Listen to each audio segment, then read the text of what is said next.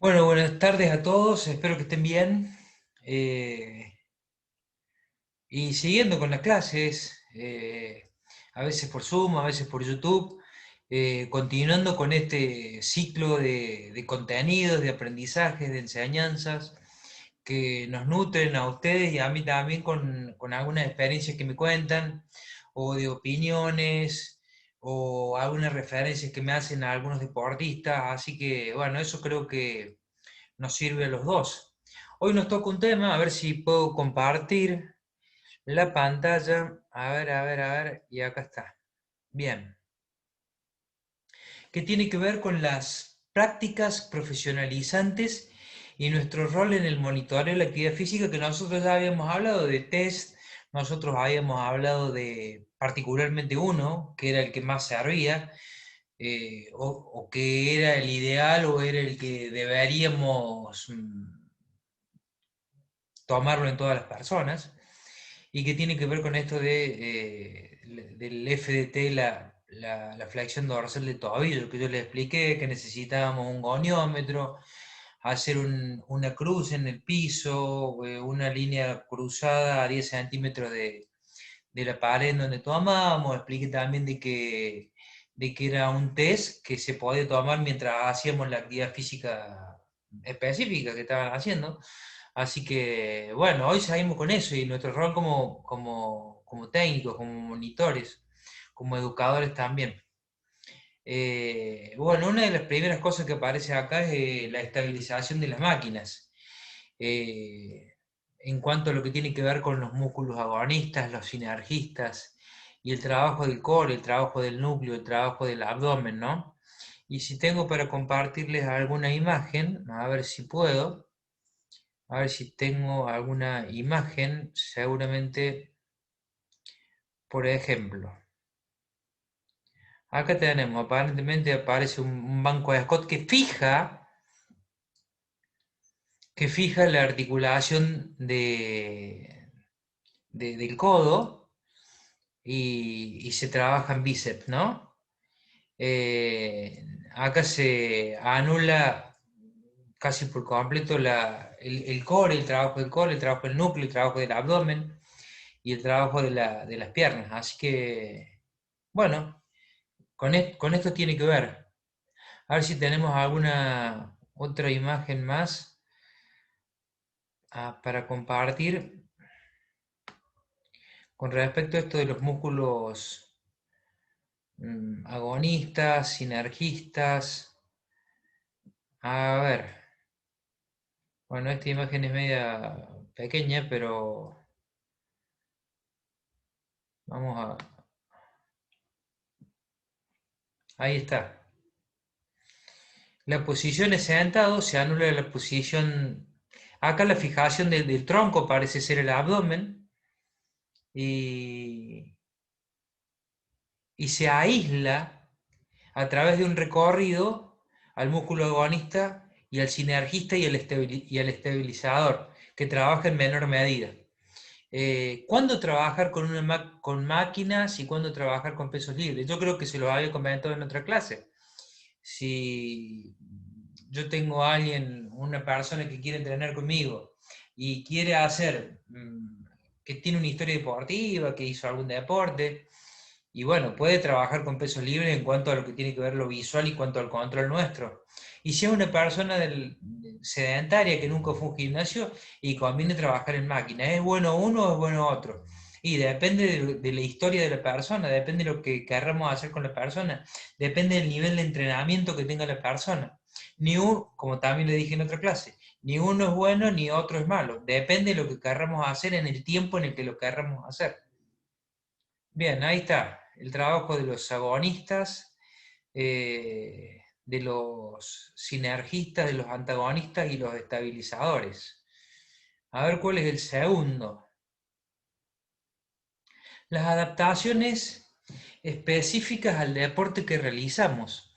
Eh, bueno, tratar de analizar las angulaciones, la biomecánica, el desarrollo que van teniendo estos gestos, que a veces se desarrollan en milisegundos. que ya después más adelante voy a hablar de eso. Por ejemplo, a ver si detengo esto y, por ejemplo,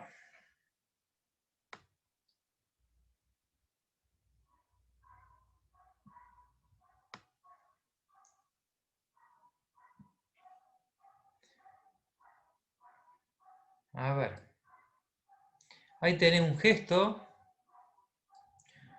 un swing aparentemente, no aparentemente, es de Tiger Woods, con una cierta angulación, una cierta biomecánica, algunos músculos que trabajan. Y te voy a mostrar otras dos imágenes que mm, tienen, se podrían extrapolar a un gran movimiento global que se realiza en el punto de lanzamiento. Por ejemplo, a ver, detengo esto y voy a la otra imagen para que ustedes puedan apreciar. Un beisbolista, por ejemplo. Acá lo tenemos. Ahí.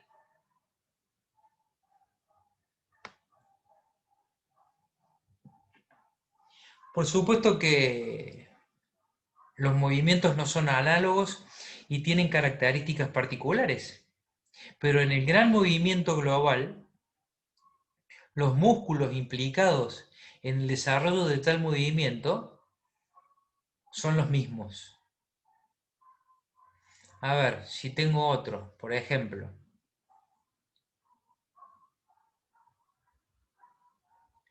A ver, que había buscado otro más. Bueno,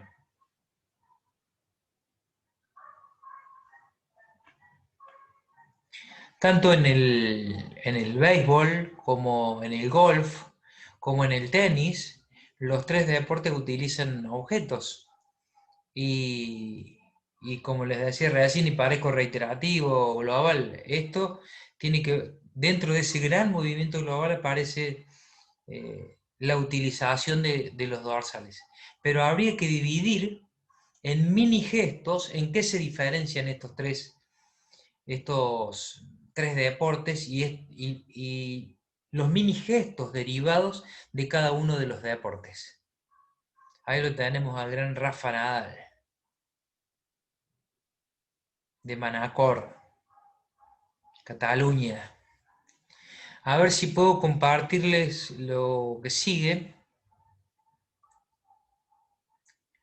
Recién le hablaba de la descomposición del gesto en mini gestos, lo que se puede repetir en el gym. Y hay algunos ejercicios que, si se descomponen en mini gestos, podrían repetirse en el gym o del gym llevarse al deporte en particular. Por supuesto que no son 100% iguales. Aparecen como similares en la entrada de algunos deportes, pero no son 100% iguales. Eh, a ver, por ejemplo, también,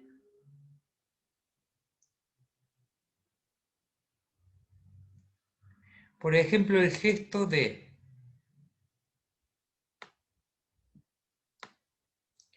bueno,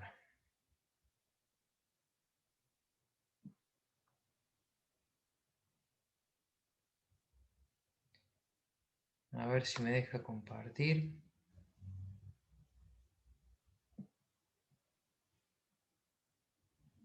Bueno, las imágenes están medio pequeñas, pero acá se puede ver una. Ahí está haciendo una media sentadilla o puede ser una sentadilla completa. Ahí grande un poquito la imagen. Este gesto de la sentadilla completa aparentemente podría extrapolarse hacia algunos deportes. Por ejemplo, el gesto de la halterofilia, y vamos a pasar a una imagen, tendría o podría ser bastante similar, bastante parecido a lo que es la sentadilla o la media sentadilla. Bueno, para esto se necesita la sentadilla completa. Ahí se ve bien, ¿eh? O sea, la sentadilla completa podría ser extrapolable o podría ser similar a algunos otros gestos deportivos. A eso me refiero. Y acá les voy a compartir una imagen de un nadador en la largada que es Michael Phelps. A ver si lo tengo en la imagen.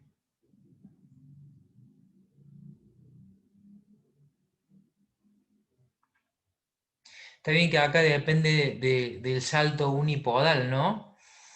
Y que no depende de las dos extremidades inferiores. Pero aparentemente el gesto de la sentadilla completa podría ser un gesto extrapolable a lo que es la halterofilia, a lo que puede ser el salto en extensión, en la largada de natación. Flexión, flexión de las rodillas y extensión completa explosiva. Ahí lo vemos a Michael Phelps.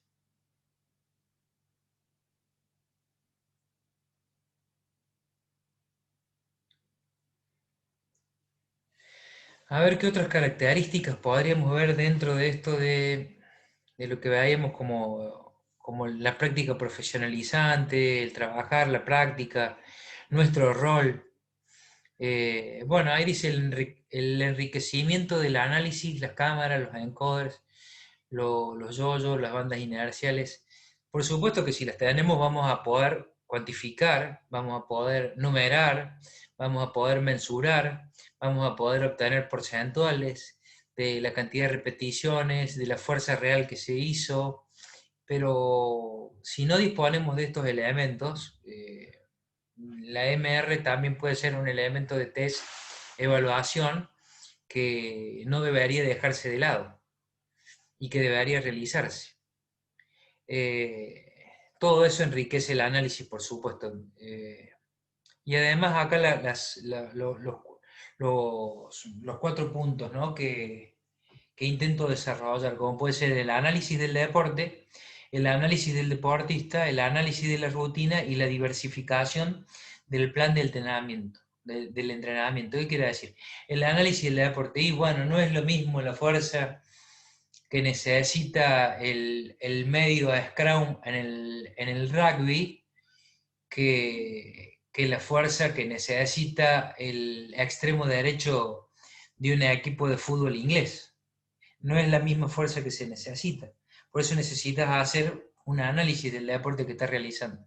Un análisis del deportista. Habíamos hablado de la diagnosis, de la anamnesis, de este primer dato, de esta primera evaluación, poder contar con los datos, eh, saber con qué datos contamos, el análisis de la rutina. ¿Se acercan a los ejercicios que hacemos en cancha? Y bueno, yo tenía un profe que decía, nunca entramos con las máquinas adentro de la cancha, pero sí el gesto, algunos de los gestos, libres o con máquinas, podrían, eh, digamos, parecerse, o ser similares, o ser extrapolables a lo que significaría esto del deporte en particular, el deporte que practica la persona en particular. Y por último, la diversificación del plan de entrenamiento, no hacer siempre lo mismo. Eh, es uno de los principios del entrenamiento y que uno de las 5B, no me acuerdo si se las expliqué, que tiene que ver con esto de la variabilidad del entrenamiento. Esto de hacer siempre el mismo calentamiento, hacer siempre el mismo desarrollo, eh, no colaboran primero con el desarrollo promedio del entrenamiento hacia los mesociclos y los macrociclos, no ayuda a eso. Por eso hay que diversificar, hacer otros ejercicios, hacer otros calentamientos, formas jugadas, descubrimientos guiados, eh, lo que significa la resolución de problemas, tratar de incorporarlos al plan de entrenamiento. A ver si tenemos algo por ahí. Eh, a ver, habíamos hablado ahí de pesos libres, Habíamos hablado de máquinas, por ejemplo,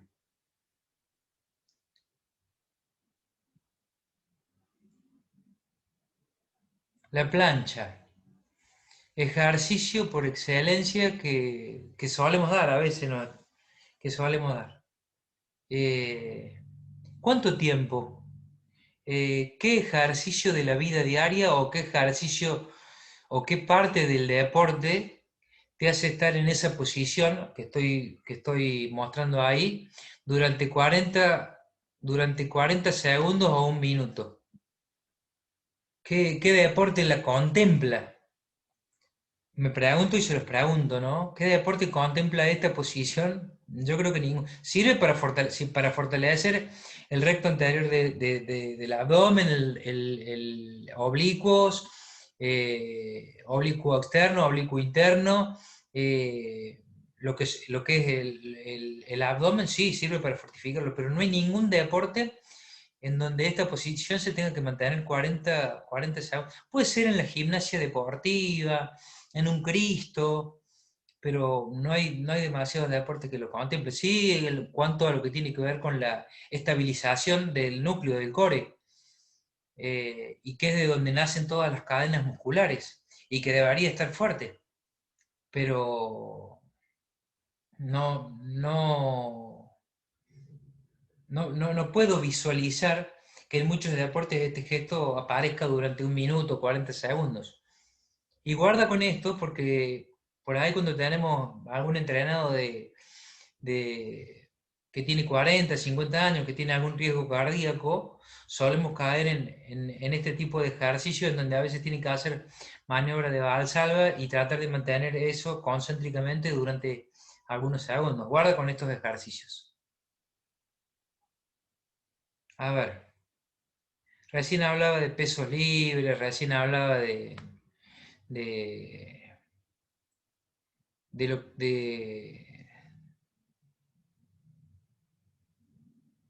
Sí, recién hablaba esto de las máquinas y de los pesos libres, ¿no? Con respecto a la estabilización de algunos sectores, de algunos músculos, en donde actúan los agonistas, los sinergistas, los estabilizadores. Acá el abdomen se mantiene como estabilizador. eh, y vemos, por ejemplo, otro deportista, a ver si lo puedo compartir,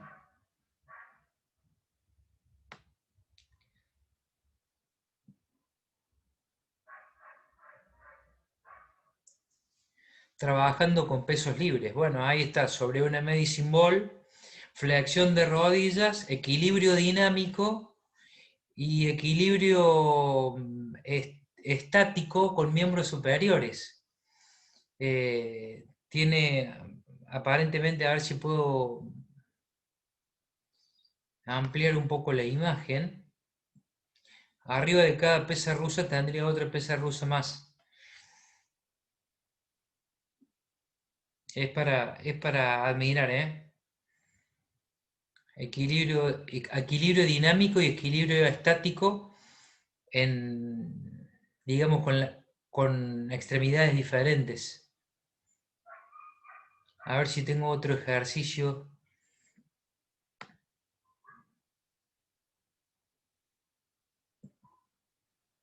Algo relativamente parecido. También sobre la medicine ball, aparentemente trabajando sobre bíceps a una pierna. No, se está trabajando con las dos, con bíceps, equilibrio dinámico sobre una medicine ball. Ahí estaría bien explicado lo que significa trabajar con máquinas, con alguien que no tiene experiencia o no tiene historia deportiva o tiene una vida sedentaria y alguien que tiene una historia deportiva. Por supuesto que a estos ejercicios no se llega, no, es un ejercicio, suena repetitivo y redundante, pero requiere de esta historia, de esta historia deportiva. No cargué unas imágenes que te añade un video de, del antes y el después de LeBron James. Pero bueno, ya se los voy a mostrar seguramente. A ver, generar el principio de estrés. A ver, principio de generación de estrés, ¿qué quiere decir? Y bueno, al principio de la temporada es probable de que el rendimiento motor, no, por ejemplo, en un trabajo de resistencia no pueda ser mantenido en el tiempo. A medida que va desarrollando esto de la pretemporada, que va desarrollando el entrenamiento, de esos 3 meses que aparentemente se aumentaría ese 5% de la actividad aeróbica, aumentás, y bueno, ese principio de estrés después no va a ser esa distancia que corriste o esos minutos que corriste. Entonces, a través del plan de diversificación del entrenamiento, vas a tener que hacer una revisión, una reevaluación de los métodos que estabas utilizando para tratar de lograr con tu atleta un desempeño motor mejor, ¿no? Ese es el principio de la generación del estrés. A ver si tengo alguna imagen para compartir. Del antes y el después, o a ver. Bueno, esta puede ser una, ¿eh?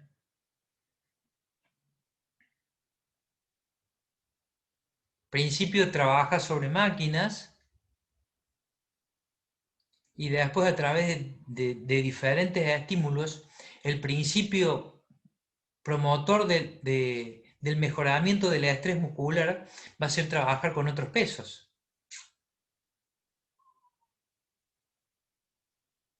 Que es esa etapa que seguramente deben haber visto en fundamentos que tiene que ver con la supercompensación o con la sobrecompensación.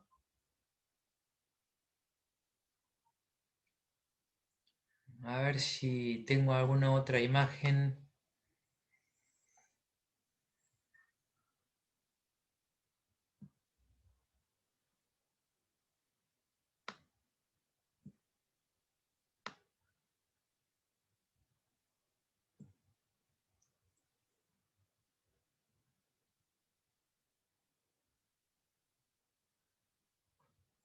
Eh, la apertura, el desarrollo y el cierre. La apertura tiene que ver con el calentamiento previo, dependiendo del deporte que vaya a realizar o depende de la actividad física que vaya a realizar. Si bien hay algunos autores que hablan o dicen que se haría mejor el desarrollo de un deporte si diversificas ese calentamiento previo. eh, por ejemplo, la apertura, bueno, trabajas algo de trote y si juegas al fútbol tirás al aro. No sé si Central Córdoba, el Santiago del Estero, hacía un calentamiento previo con pelotas de esas oficiales del fútbol argentino. Después hay unos fútbol que venden a modo de muestra, así. Si ustedes van a cualquier casa de deporte los van a ver. Y también trabajaban con el arquero con eso, ¿no? La apertura, el desarrollo y el cierre. El cierre no tiene que ver a ver, con ninguna de las capacidades motoras específicas. No tiene que ver con la flexibilidad ni con la resistencia. Se puede trabajar un trabajo regenerativo, pero no es un trabajo de resistencia. Se puede trabajar la elongación, pero no es trabajar la flexibilidad, porque no vamos a manejar los volúmenes de trabajo que tenemos en el plan de entrenamiento. A ver, la apertura, a ver, bueno, acá anoté a modo de síntesis algunos de los beneficios de lo que tiene que ver con los beneficios del calentamiento previo, ¿no? Antes del ejercicio. Primero, aumenta la temperatura muscular, disminuye la viscosidad, aumenta el deslizamiento entre fibras. Dice, hay un músculo caliente, se contrae con más fuerza y se relaja más rápido, aumenta la velocidad y la fuerza se intensifica en sí. Aumenta la temperatura corporal, la elasticidad muscular, se reduce el riesgo de lesiones, dilata los vasos sanguíneos, si tienen un diámetro para que se... Hay algunos autores que hablan que dicen que, por ejemplo, eh, entrenar es edematizar, entrenar es traumatizar, y es así, es hinchar el cuerpo, es inflamarlo, eh, dilata los vasos sanguíneos. ¿Por qué? Porque si vos tenés un calibre en reposo de un vaso sanguíneo, seguramente cuando empezás a realizar el ejercicio, el diámetro de esa arteria, de esa vena que está trabajando, seguramente aumenta, porque el flujo de sangre es mayor. Aumenta la temperatura de la sangre, se eleva la unión del oxígeno a la hemoglobina y se vuelve más disponible en los músculos, lo cual genera mejor resistencia. El cambio hormonal, el cortisol, la hidrocortisona, la acetilcolinemia también. Bien, la preparación mental, fundamental. A veces, acá dice cuánto debe durar el calentamiento ideal, entre 5 a 15 minutos, para una conexión psicológica, y capaz que necesites tomarte de un tiempo mayor a esos 15 minutos, para establecer una conexión y explicar, presentar el trabajo que vas a realizar en el día de la fecha. Por eso es bueno a veces que el calentamiento se prolongue unos minutos más en el tiempo y previene las lesiones, que reduce la posibilidad de lesiones musculares, articulares y osteomioarticulares. Está de más de decirlo. A ver, me quedo en el tintero. Qué antiguo que soy, por favor. Pero bueno, eso me quedó en el tintero de mi época, pero bueno.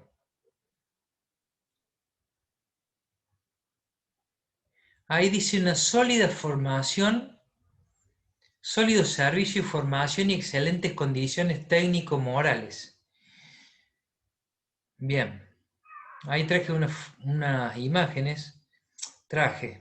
Parezco el presidente hablando de las Filipinas, pero bueno, somos grandes, perdónennos. A ver,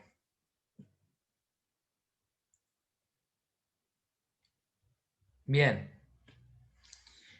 La solidez profesional y moral, la capacidad técnico y moral, está bien mucho que lo bueno que sepas entrenar, pero también está bueno tener un reservorio moral.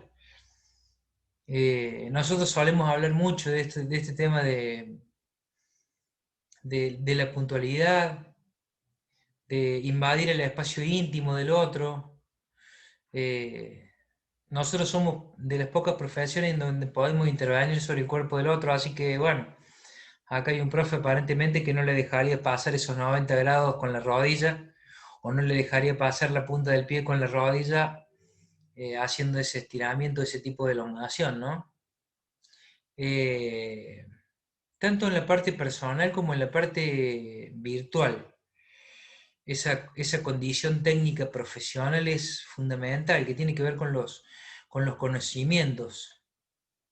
Bueno, ahí hay una chica que aparentemente, no, aparentemente hace unos ejercicios de espalda, aparentemente con las rodillas flexionadas, y hay una persona ahí que le está enseñando a través de la computadora. Tener una competencia quiere decir tener un saber, saber explicarlo. Y el otro día, como le decía a ustedes, cuando vos lo aprendiste, lo podés enseñar fácil. Eso es. Cuando vos lo aprendiste, lo podés enseñar fácil. Y esa reserva técnico-moral. De esto de. Bueno, no habíamos hablado con ustedes esto de los mates en el gym y yo no estoy tan de acuerdo con eso y por ahí, bueno, qué sé yo, debe haber alguna otra persona que dice, no, pero bueno, a mí el mate me tranquiliza, profe, lo que sea, ¿no? Yo creo que la competencia teórico, profesional, de investigación científica que tiene que tener el técnico en musculación y actividad física es primordial. Que sepa argumentar los ejercicios, me parece que es como primordial eso. Y ahí lo último, competencia profesional, pedagógico, saber enseñar, eso, saber enseñar.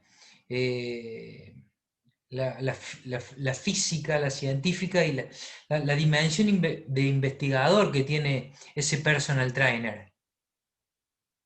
Saber hacer investigaciones, saber validar investigaciones, saber tomar grupos de muestra, grupos de control. Eso nos sirve a nosotros. Y por supuesto la iniciativa, ¿no? Demostrar siempre un aspecto, un, una imagen de fortaleza, tanto mental como física, y de iniciativa, de tomar la iniciativa, de querer hacer cosas. Con eso tiene que ver, ¿no? Bien, hasta acá vimos las prácticas profesionalizantes y nuestro rol en el monitoreo, que habíamos visto los contenidos en la clase pasada. Nada más. Bueno, voy a cortar acá, les dejo un abrazo grande. Estamos haciendo, si me siguen en @HoracioProfe, a veces organizamos trivias con respecto a esto de la actividad física, de la musculación, de la historia de la educación física, de sujetos de la educación. A medida que van avanzando los contenidos, nos ayudan, me ayudan a saber de que están comprometidos o de alguna manera recreativa, comprometidos con los contenidos, con ustedes y conmigo también, y con la materia también, sí, con la materia, con la asignatura también. Así que en Horacio Profe, si me seguís, seguramente a medida que transcurran un poco más las clases, solemos hacer algún cuestionario, encuesta, algún verdadero o falso. Así que bueno, eso. Horacio Profe, en Instagram. Les agradezco, les mando un abrazo grande. Espero que les haya servido esta clase y vayan y comuníquenla.